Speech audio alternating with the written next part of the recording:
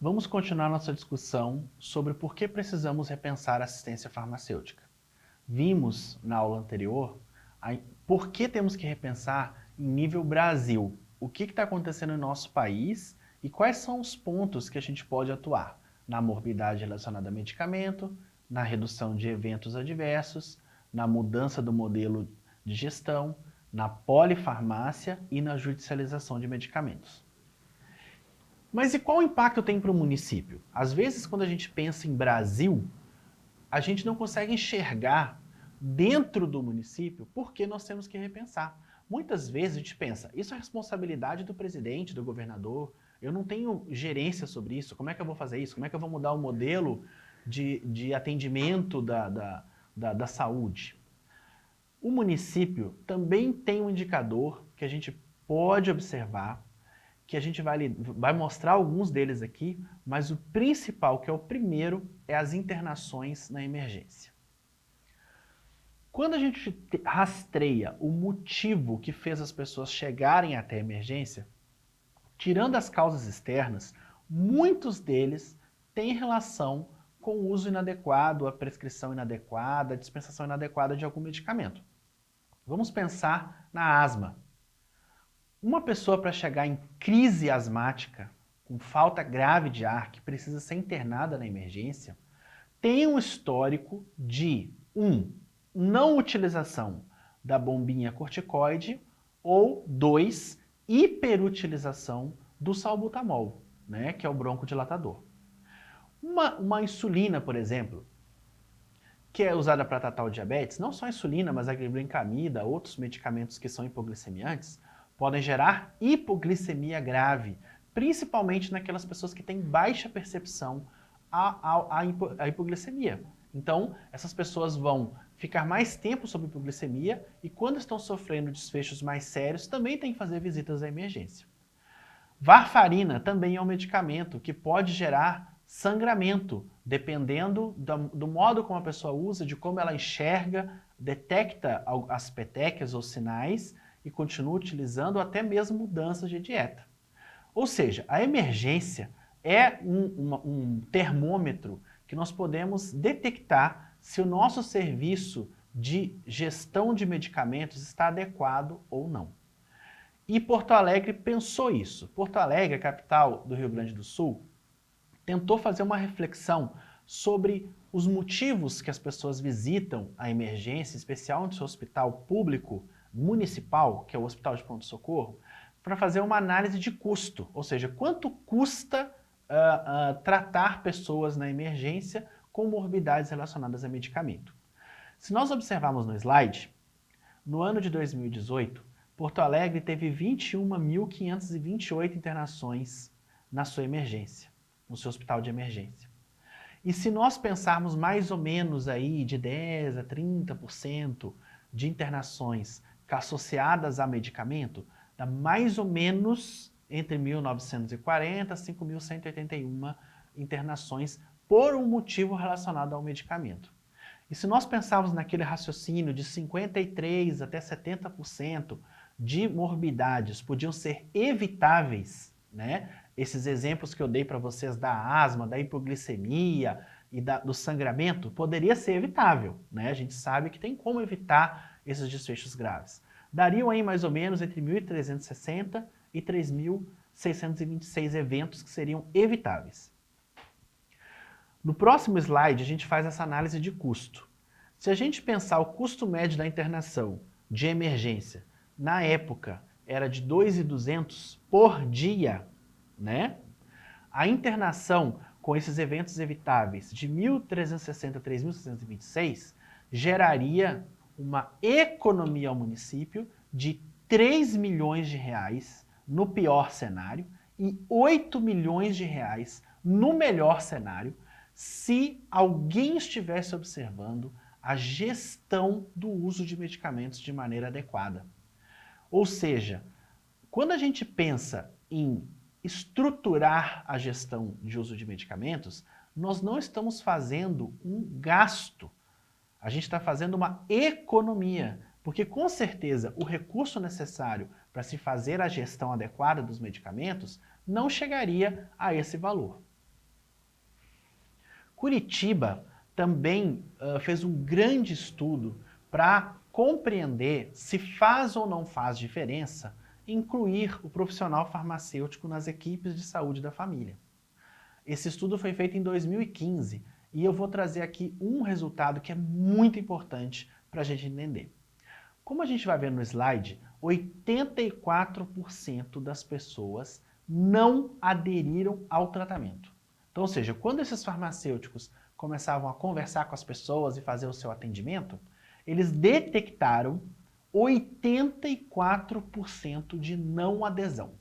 Então, aquele número que a gente sempre escuta, 50% dos pacientes não aderem ao tratamento, é um número meio vago.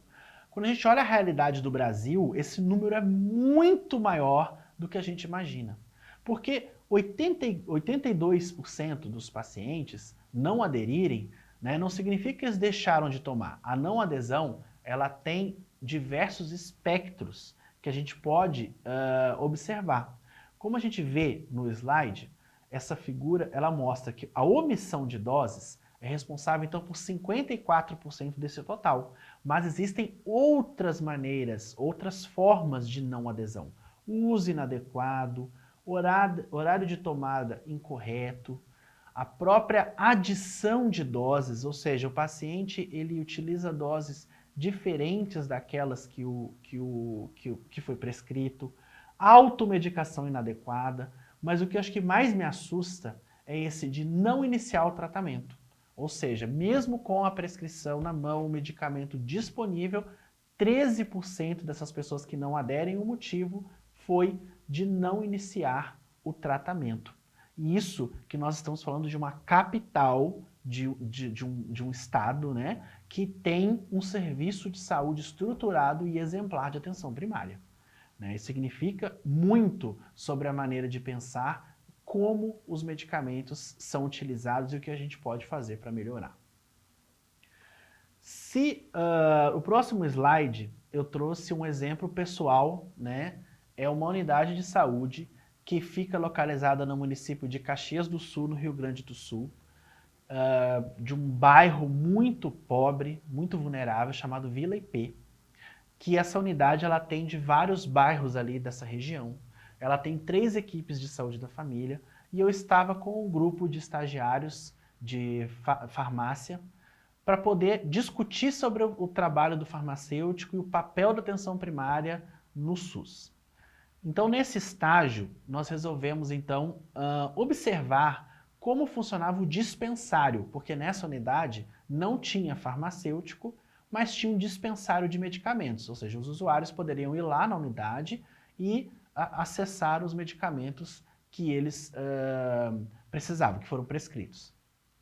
E esse dispensário só não tinha os medicamentos de controle especial e os antibióticos. Todos os outros medicamentos eram disponíveis.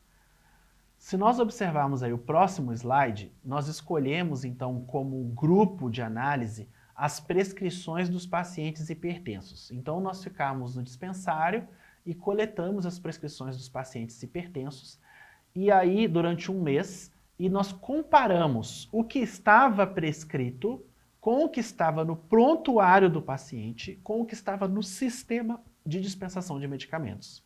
Pensando assim, se está prescrito o medicamento A para essa pessoa, no prontuário vai ter A e no sistema de dispensação vai ter A, né?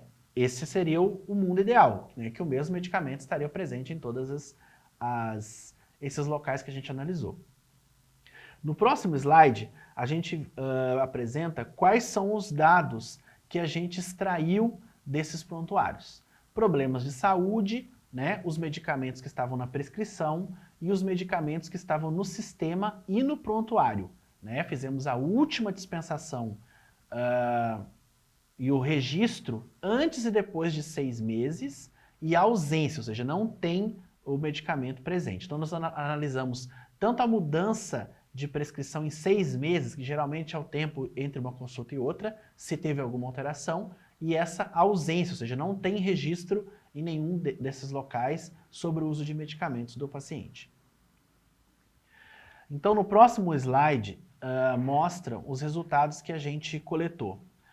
79 prescrições, né, uma média de 4 medicamentos aí por prescrição, e a gente conseguiu conferir nesse mês, né, por causa do trabalho pelo próprio dispensário, 27, né, que nós analisamos prontuário, sistema e prescrição, e 22 nós analisamos sistema e prescrição.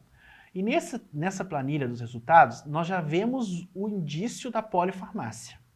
Nós já vemos que a média de medicamentos, tanto das prescrições todas que nós coletamos, quanto a que nós analisamos, é alto, né? Com desvio padrão de mais ou menos 2, praticamente todos os pacientes, os 79, possuem mais de 5 medicamentos em uso, que pode ser aquelas duas situações que a gente falou, ou um excesso ou a interação, né? Pode também ter a questão da interação envolvida aí. No próximo slide, a gente apresenta os resultados sobre o que a gente analisou sobre a prescrição e o sistema. Então a gente viu que das 22 prescrições que nós analisamos, o que bateu, ou seja, estava exatamente igual à prescrição e o sistema de dispensação eram 10 prescrições, ou seja, metade. A outra metade tinha inconsistência, ou seja, tinha medicamento na prescrição que não estava no sistema e medicamento que estava no sistema e que não estava na prescrição. Né? Isso pode ser explicado em partes também porque tinha alguns medicamentos que estavam de outros componentes que não pegavam no dispensário, mas o curioso eram medicamentos presentes no sistema e que não estavam na prescrição. Ou seja, a prescrição do paciente não era única. Se o sistema tinha registro de algum medicamento dispensado, ele precisaria de ter essa receita. E essa receita não era do médico da unidade de saúde que cuidava da pessoa, o que indica um rosário de especialistas. Agora, no próximo slide, quando a gente conseguiu analisar os 3, né, daqueles pacientes que nós analisamos, os 27, que nós conseguimos olhar o prontuário, o sistema e a prescrição, a coisa complica. Porque apenas 2 prescrições que nós analisamos estavam adequadas, ou seja, o medicamento prescrito estava exatamente igual no prontuário e exatamente igual no sistema. 25 prescrições possuíam algum desvio, alguma inconsistência. O prontuário não estava certo, o sistema não estava certo, alguma coisa estava inadequada em relação à prescrição. E quando nós olhamos para o principal resultado, né, 44% das inconsistências estavam com prontuário e prescrição. Que coisa curiosa, né? O prontuário e a prescrição, que a princípio são feitos pelo mesmo profissional ou pelo médico, não estava adequado. O que estava registrado no prontuário em relação ao uso de medicamentos de um paciente não estava adequado já com a prescrição que o próprio profissional forneceu. Isso indica uma falta de vínculo, isso indica uma alta rotatividade de profissionais, tem várias explicações que podem trazer sobre esse motivo, né, do prontuário e a prescrição serem a principal fonte de inconsistência relacionada ao uso de medicamentos. Por isso que a Organização Mundial da Saúde colocou os erros administrativos como a principal fonte de dano na atenção primária à saúde. Né? Espero que esse material esteja sendo bom para você pensar e analisar o que está acontecendo com os usuários de medicamentos do meu município. O que eu posso fazer de diferente? Como eu posso coletar essas informações para entender se esses problemas que eu apresentei para vocês aqui estão acontecendo aí, aonde você trabalha? E por isso que esse curso existe, para a gente poder repensar como é que nós podemos fazer uma gestão adequada do uso de medicamentos no município. Então nós ficamos por aqui, quero que vocês façam essa reflexão e espero vocês na última aula do módulo. Até mais!